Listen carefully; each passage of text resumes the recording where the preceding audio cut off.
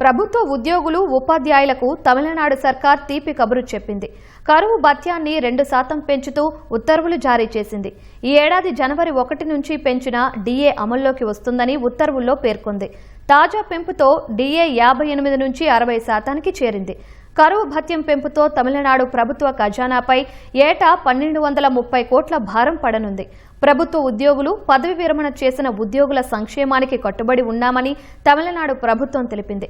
ఖజానాపై అదనపు భారం పడ్డా వారికి ఇచ్చిన హామీలను నెరవేరుస్తామని స్పష్టం చేసింది. సంక్షేమ పథకాల రూపకల్పనలో వాటిని అమలు చేయడంలో ప్రభుత్వ ఉద్యోగులు ఉపాధ్యాయులది కీలక పాత్ర అని కొనియాడింది. అసెంబ్లీ ఎన్నికల సమయంలో ప్రజలకు ఇచ్చిన హామీలను కూడా అమలు చేస్తామని తెలిపింది. అటు 21 ఏళ్లు దాటిన మహిళలకు అందించే ₹1000 సాయాన్ని త్వరలోనే విడుదల చేస్తామని సీఎం విజయ్ తెలిపారు. గత డీఎంకే ప్రభుత్వం ఈ పథకాన్ని ప్రవేశపెట్టగా తాము అధికారంలోకి వస్తే ₹2500 ఇస్తామని విజయ్ హామీ ఇచ్చారు.